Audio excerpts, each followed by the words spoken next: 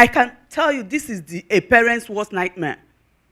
How do you go to your very brilliant children who love to go to school that they can't go again because mommy and daddy can't afford to keep them there?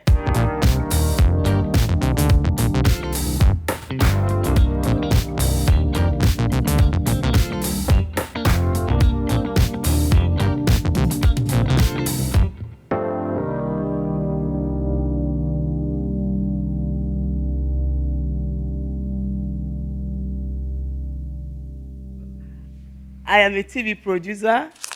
I also host an indigenous language talk show.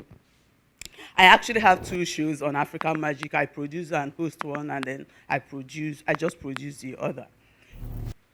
I've always known I was going to be involved with TV as far back as when I was like 8. There's something about women on TV that always pulled at me. My first exposure to that was Lola Alakija of blessed memory, when she does her thing on NTA 9 o'clock news. And then there was Onyeka Onwenu. When she came back, the first thing she did was host a present or something in Anambra State. And then I discovered Oprah. And back here in Nigeria again, there was Fumi Yonda and Wonder Woman Mo Abudu. Those women had always had impression on me. There's something so powerful about them. But when the opportunity came, like 40 years later, to be part of that industry, I was the most unprepared person for that. My passion and desire did not equal success in that space. And I actually found that in a very hard way. Next slide, please. So, what was the initial idea or project? Okay, the original plan, just like Pinky and the Brain, for some of you that are old enough to remember them, the idea was to take over the world. Create this beautiful, premium, indigenous talk show that can compete side by side with any talk show in English anywhere in the world, both in picture quality, audio, story, everything, content, and use it to not just tell your story the way you want to tell it, but also to use it to show your people who they truly are, so we can all go out there and smash the world. And we actually did that to a large extent. Everybody that came in contact with our show or that experienced our show agreed that it was a beautiful one. When we were still recording the first season, the first 13 episodes, African Magic launched the Igbo channel. So we took a short clip of that to go and meet the lady responsible for buying content for them, acquiring content. When she saw what we have, just a very short clip, she couldn't mask her excitement. In fact, she on the spot acquired the program. When we had our private screening, a few weeks before the show was premiered on African Magic, and we invited some people in the industry, Obiom Elonye, all of us know Obiom Elonye, the great movie guy. He said something to us. He said, your show is going to be the best on that platform. And he was right. He said again, very soon, your show is going to be the, what's his name again? Larry King show for the Igbo community. That everybody that comes on your show is made. And he was serious. He wasn't sweet-talking us. But that was in 2015. This is 2019.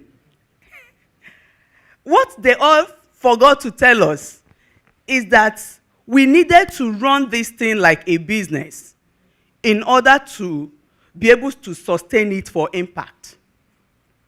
And that was the beginning of our sorrows. Next slide, please.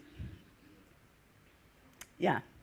So Africa Magic did buy the show, the first 13 episodes, and they paid in hard currency, dollars. We were so right, we have hit the jackpot. So, and the Igbo viewing community went crazy when the show came on air. Everybody on African Magic was like, who are these people? How were they able to do this? This is an Igbo show, but it's so international in its quality. We were in our zone. And based on the success of the show, few weeks after it was premiered, they called us again to do a 4-part Christmas special of the show that will run through the 4 weeks of December of that year, 2015. Of course, we knocked that one off the park. We have found it, we have it. It was so beautiful, we went all the way. And when we delivered, the overall channel head at that time, they said, she kept saying, who are these people? I need to meet these people. How are they doing this? And of course, what it meant is that the value for what we have has gone high. We demanded for more, and they paid. So we quickly put together a season 2. This time around, a 26 episode of the program instead of 13. And we quickly ran off to African Magic, and it was yet another dollar reign. But then, that was early 2016, recession. Dollar was getting scarce. But who cares? We have a dollar-making baby. So we started spending. The company's money was our money. Our money was the company's money. Who owns the company? Us.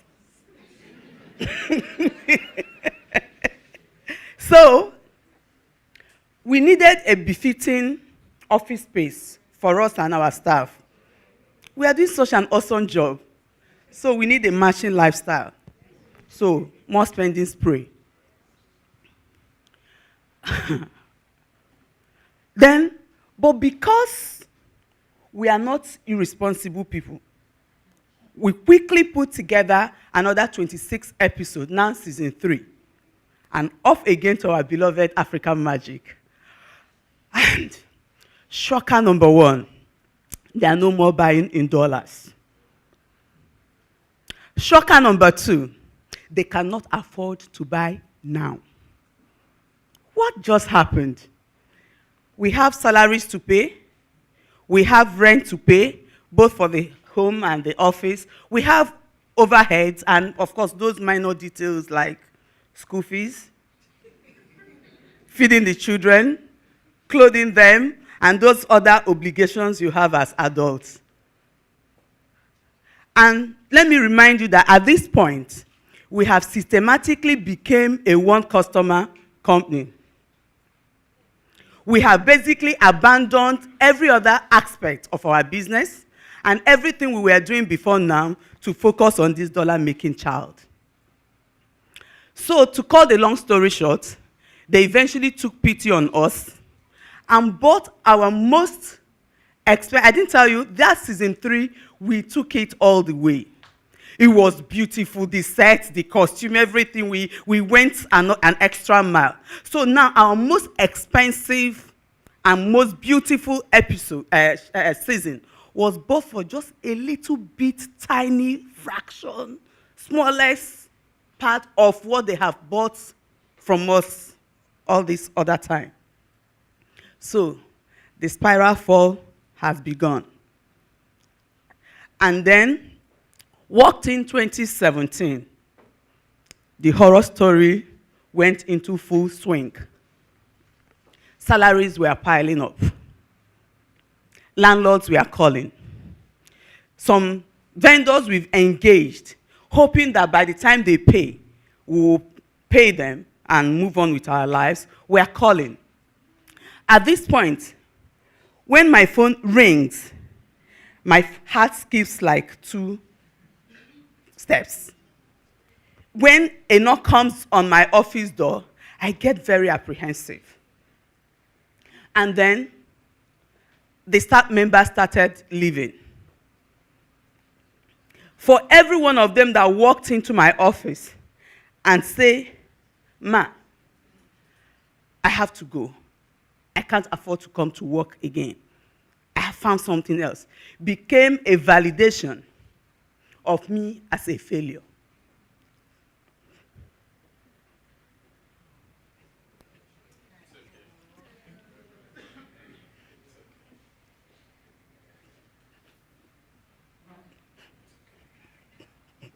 Forgive me.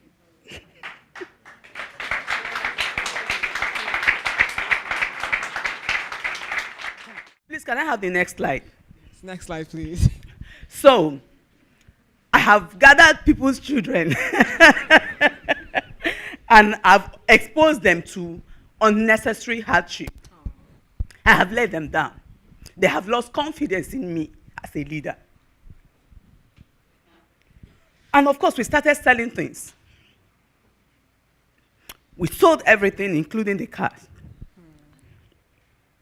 until there was nothing else to sell.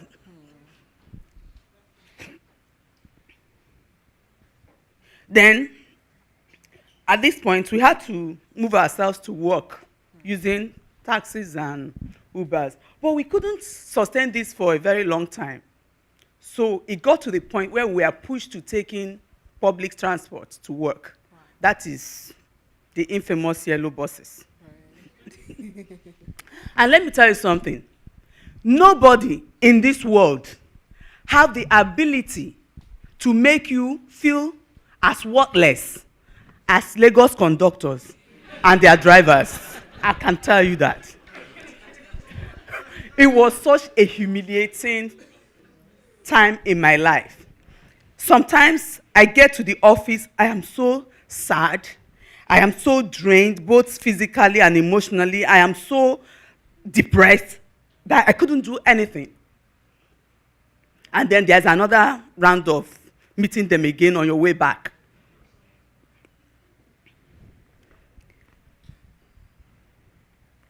Then, by the last quarter of 2017,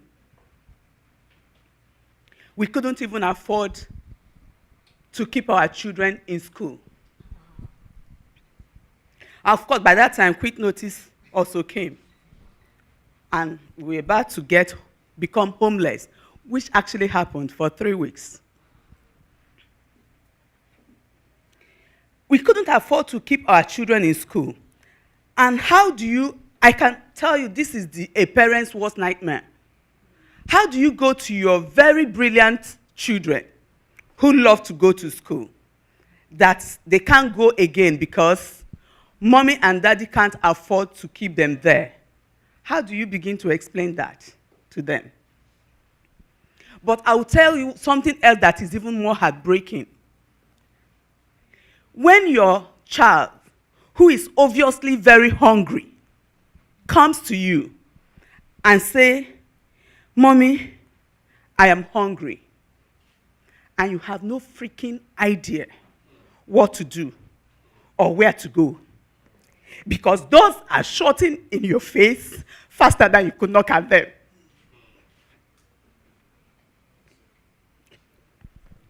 You're doing great. You're doing great. Please stop. Yeah, please. One day, I was middle of the night. Everybody has gone to bed, and I was lying at the couch at the back of my living room, and I was quietly crying my heart out to God. I said to him, "God, all I need is just one break. No matter how tiny, I will take it. Just one yes. Just one positive response." Because you see, at this point, we are falling so flat on our faces, and we still couldn't feel the ground. It was like an unending abyss of darkness. And obviously, he heard. Because at this point, he inspired an idea in my husband, which at the time seemed most unlikely. But because we didn't have any other thing to lose, and the worst thing that could have happened is another round of no's. So we presented it. And lo and behold, it was accepted. And that was our break.